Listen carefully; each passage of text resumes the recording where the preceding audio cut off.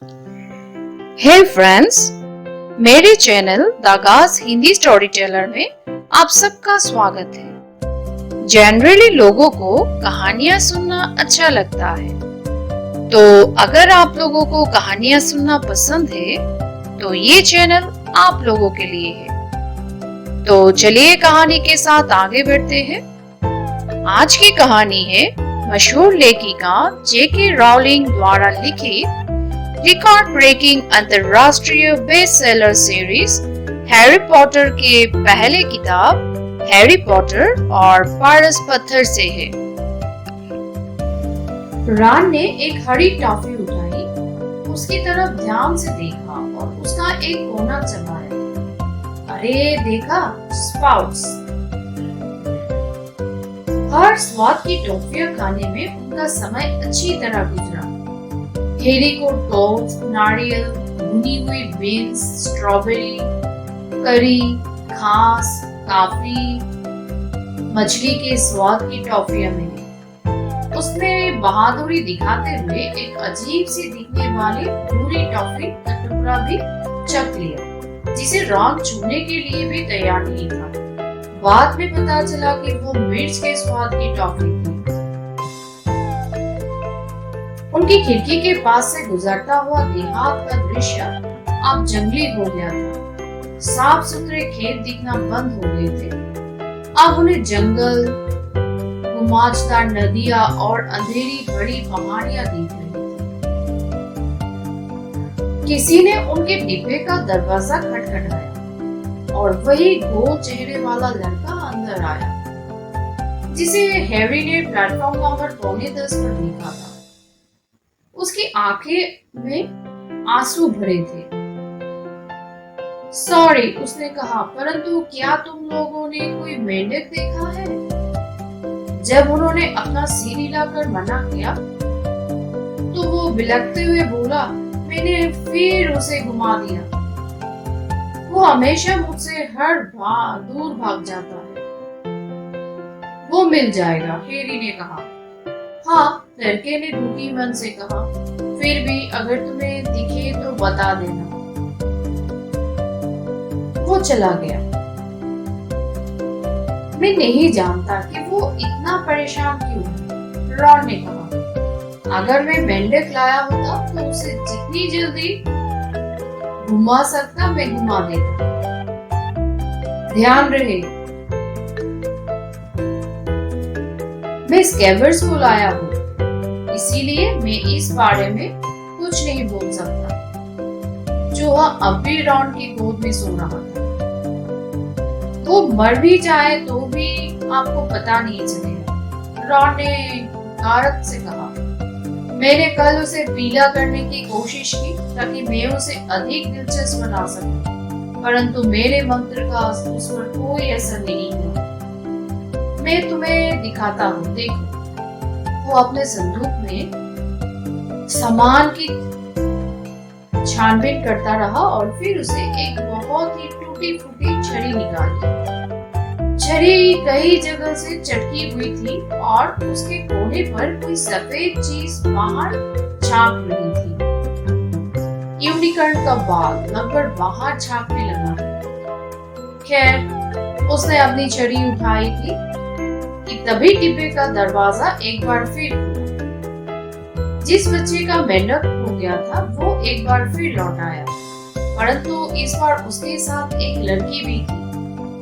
वो हॉगवर्ट्स की अपनी नई यूनिफॉर्म पहन चुकी थी। क्या किसी ने मेंढक देखा है? नेविल का मेंढक गुम हो गया, उसने कहा। उसकी आवाज रौबदार थी। बाल भूरे घने थे और सामने वाले दांत थोड़े बड़े थे। हमने उसे पहली बार ही बता दिया है कि हमने मेंढक नहीं देखा, रॉन ने कहा। परंतु लड़की उसकी बात नहीं सुन रही थी। वो तो उसके हाथ की छड़ी को देख रही थी। अरे, क्या तुम जादू कर रहे हो? चलो देखते हैं। वो बैठ गई। रॉन आश्चर्यचकित हो गया। अच्छा ठीक है, उसने अपना गला साफ किया। सूरज चंदा मक्खन खा लो, इस धब्बेदार चूल्हे का रंग बदल डालो। उसने अपनी छड़ी घुमाई परंतु कुछ नहीं हुआ। स्केवर्स बुरा ही बना रहा और गहरी नींद में सोता रहा। क्या तुम्हें यकीन है कि ये असली मंत्र है? लड़की ने कहा। वैसे कुछ असर तो नहीं हुआ है ना? मैंने सिर्फ प्रैक्टिस के लिए कुछ आसान मंत्रों का प्रयोग किया और वे हमेशा काम करते हैं। मेरे परिवार में कोई भी जादूगर नहीं। जब मुझे चिट्ठी मिली तो मैं बहुत हैरान हुई, परंतु जाहिर है मैं बहुत खुश भी थी। मेरा मतलब है, मैंने सुना है कि ये जादूगरी का बेहतरीन स्कूल है। मैंने कोर्स की सारी किताबें पूरी याद कर ली। जाहिर है मुझे लगता है कि ये पर्याप्त होगा। वैसे मैं हरमाइनी ग्रेंजर हूँ। तुम्हारा नाम क्या है? उसने ये सारी बातें बहुत तेजी से बोली। हैरी ने रॉन की तरफ देखा और उसके आश्चर्यजनक चेहरे को देखकर उसे राहत मिली। रॉन का भी चेहरा बता रहा था कि उसे भी कोर्स की सारी किताबें याद नहीं थी। मैं रॉन वीज़ली। रॉन बुदबुदाया। हैरी पॉटर, हैरी ने कहा। क्या सचमुच? हरमाइनी ने कहा। जाहिर है मैं तुम्हारे बारे में सब कुछ जानती हूँ।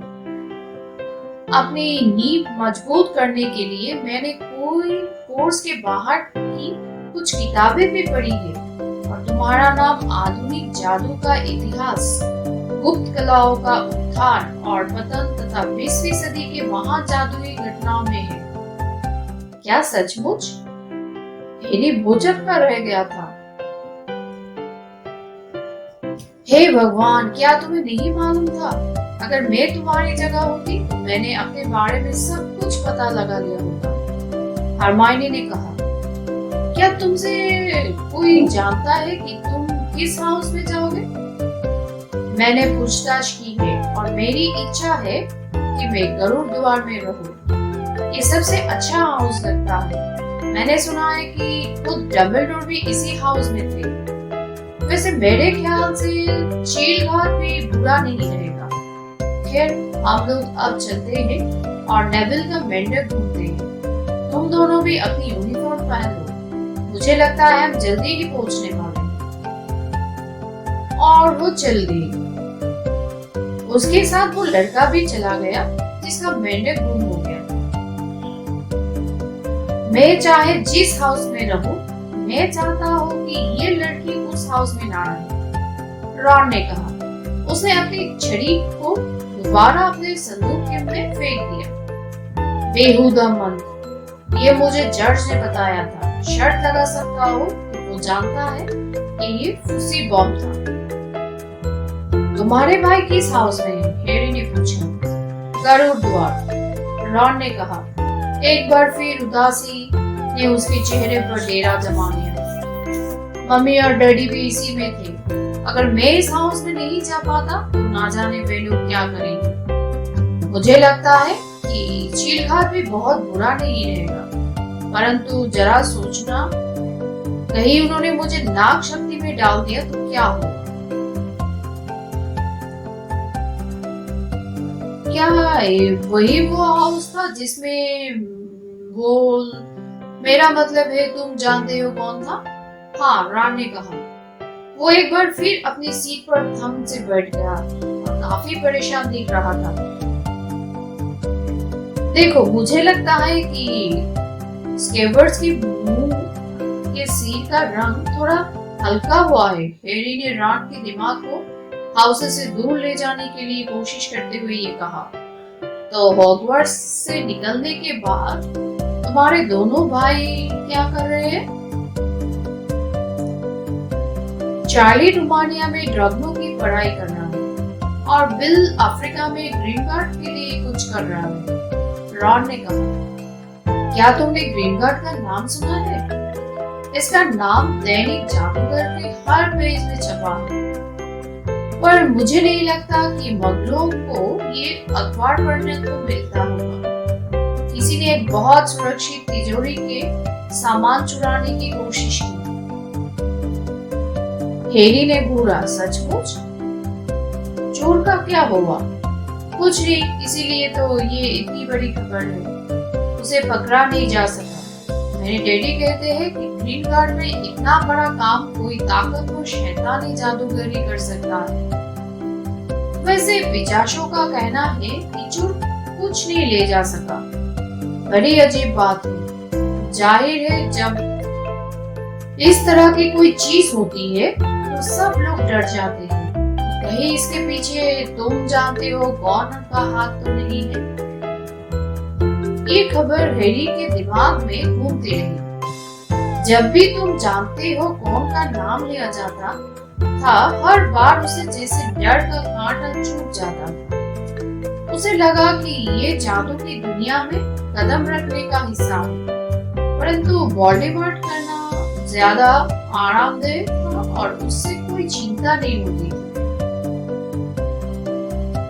तुम्हारी क्विडिच टीम कौन सी है? रॉन ने पूछा। और मुझे एक भी क्विडिच टीम का नाम नहीं मालूम, हैरी ने स्वीकार किया। क्या? रॉन को शब्द नहीं मिल रहे थे।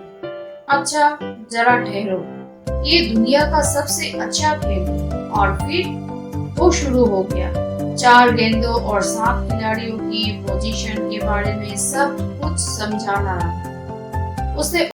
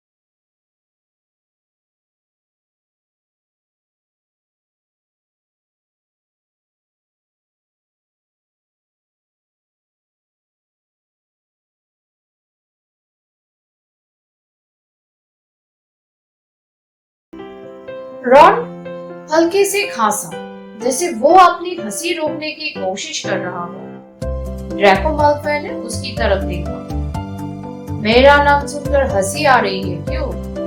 यह पूछने की जरूरत ही नहीं है कि तुम कौन हो। मेरे डैडी ने मुझे बताया कि विज़ली परिवार में सभी के बाल लाल होते हैं, चकत्ते होते हैं और उससे अधिक बच्चे होते हैं, जितने को वे ढंग से पाल सकते हैं। वो हैरी की तरफ मुड़ा।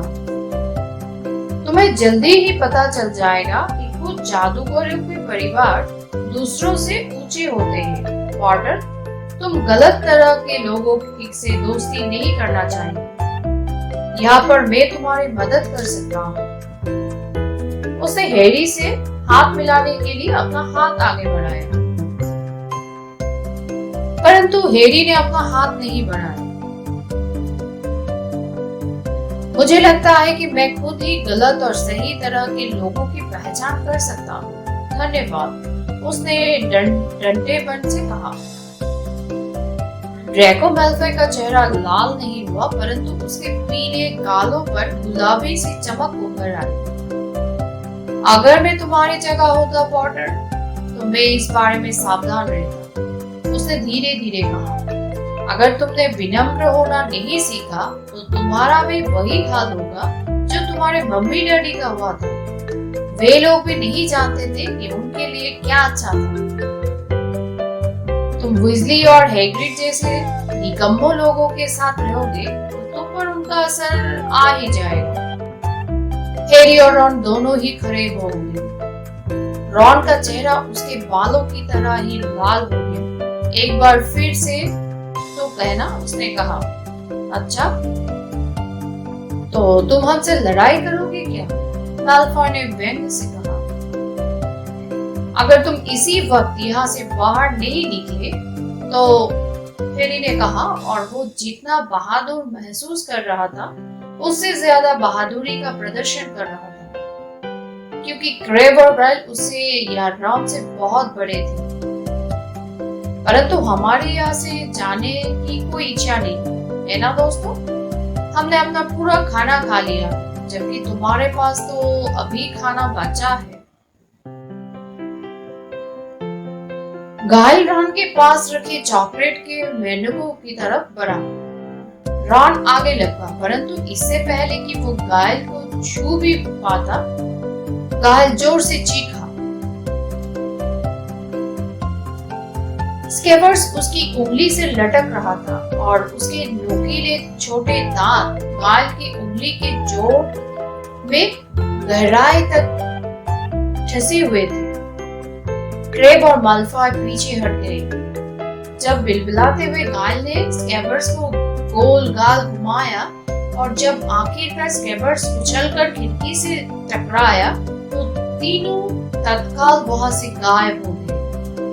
शायद उन्होंने सोचा होगा कि मिठाइयों में और चूहे छुपे होंगे, या शायद उन्होंने किसी के कदमों की आहट सुन ली थी, क्योंकि एक सेकंड बाद ही हरमाइनी अंदर आ गई।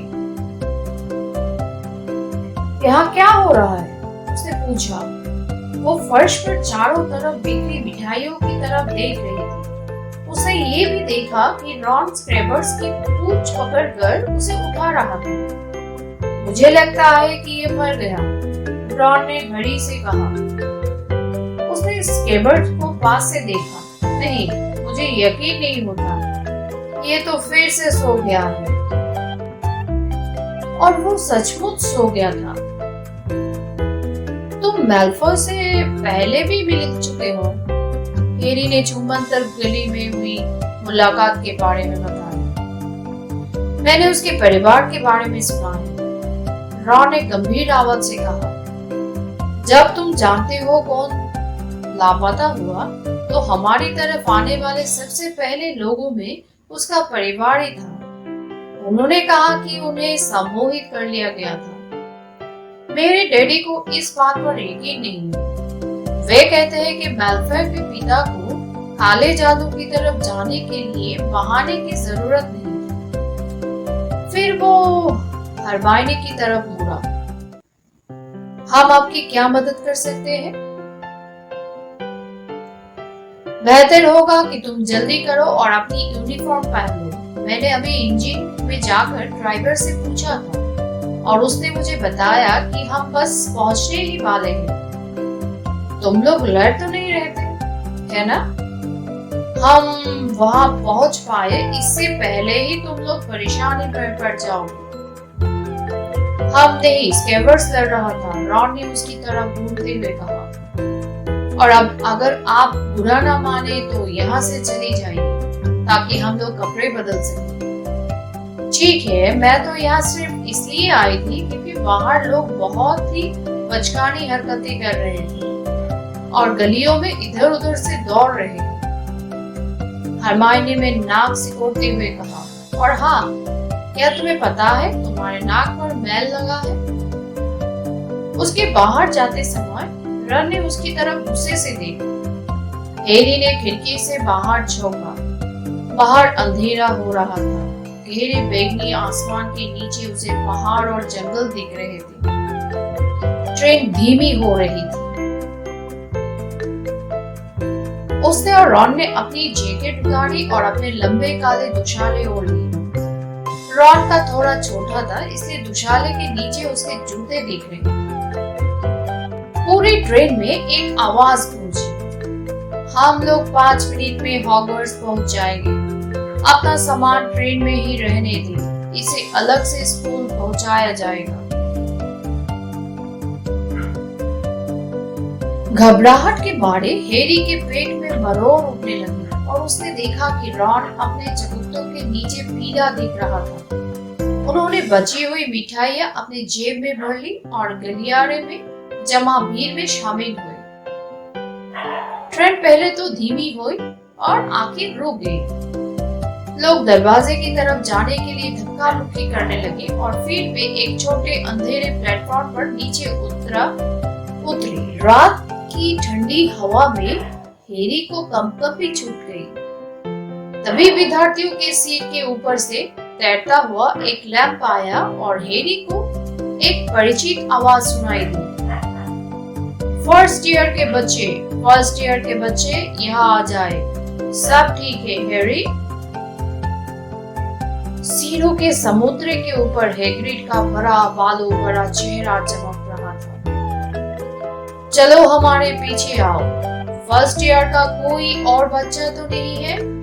जरा संभल कर कदम रखना, फर्स्ट ईयर के बच्चे हमारे पीछे आओ।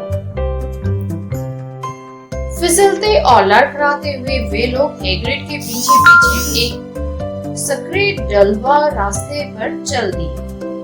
उनके दोनों तरफ इतना अंधेरा था कि हैरी ने सोचा वहां पर घने पेड़ होने चाहिए। कोई भी ज्यादा नहीं बोल रहा था, सिर्फ नेविल ने, जिसका मेंढक बार बार घूमता रहता था, एक बार नाक से सू सू आवाज की।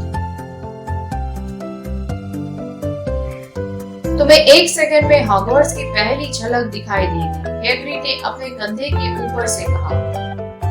इस मोड़ को ठीक बाद एक जोरदार ऊ की आवाज हुई। सेक्रेटरी प्रेगनेंटी उन्हें अचानक एक बड़ी काली झील के किनारे पर ले आई थी। झील के दूसरे तरफ ऊंचे पहाड़ पर एक बड़ा महल बना था, जिसमें कोई कोगरे और टावर थे। सितारों से भरे आसमान में महल की खिड़कियां चमक रही थी। एक नाव में 4 से ज्यादा मत बैठना, हैग्रिड ने किनारे पर पानी में तैरती छोटी नाव को बड़े की तरफ इशारा करते हुए कहा। हैरी और रॉन के पीछे पीछे नेविल और हरमाइनी भी नाव में चढ़ गए। सब आ गए, हैग्रिड चिल्लाया, जो अपनी नाव में अकेला ही बैठा था। तो ठीक है, आगे बढ़ो। और सभी छोटे नाव तत्काल आगे चल दी। आज की तरह चिकनी झील में वे फिसलती लग रही थी। सब खामोश थे और सिर उठाकर बड़े महल की तरफ देख रहे थे। जैसे जैसे वे उस चट्टान के करीब आए जिस पर महल खड़ा था, वो उन्हें उतना ही ऊंचा दिखने लगा। जैसे ही आगे वाली नावें चट्टान के पास पहुंची, हैग्रिड चिल्लाया, सिर झुका लो। उन सभी ने अपने सिर झुका लिए और छोटी नावें उन्हें चट्टान के अंदर एक सुरंग में ले गई, जो सुंदर पत्तों वाली बैल के पैरों के पीछे छुपी थी। वे लोग एक अंधेरी गुफा में से जा रहे थे, जो महल के ठीक नीचे से जाती दिख रही थी, और फिर वे जमीन के नीचे बने एक बंदरगाह से पहुंचे, जहां चट्टानों और पत्थरों पर वे मुश्किल से उतरे। बच्चों के नाव से उतरने के बाद हैग्रिड ने नाव की तलाशी ली और चिल्लाकर कहा, ओए तुम वहां, कहीं ये तुम्हारा मेंढक तो नहीं है? ट्रेवर नेविल खुशी से चिल्लाया और उसने अपना हाथ आगे बढ़ा दिया। फिर वे सब हैग्रिड के लैंप के पीछे चट्टान में बने एक रास्ते पर मुश्किल से चलने लगे। अंत में वे महल की छाया में नर्म और गीली घास पर आ गए। पत्थर की सीढ़ियां पर चलकर वे बैलून के बड़े दरवाजे के सामने भीड़ लगाकर खड़े हो गए। सब आ गए? और तुम? क्या तुम्हारा मेंढक अभी तुम्हारे पास है? हैग्रिड ने दैत्याकार मुट्ठी उठाई और महल के दरवाजे पर 3 बार दस्तक दी। तो आज के लिए इतना ही। फिर मिलते हैं अगले एपिसोड के साथ। और हाँ दोस्तों, अगर आपको ये वीडियो पसंद आया है तो चैनल को सब्सक्राइब कर लेना, वीडियो को लाइक कर लेना और अपने फ्रेंड्स के साथ शेयर भी कर लेना। Bye bye.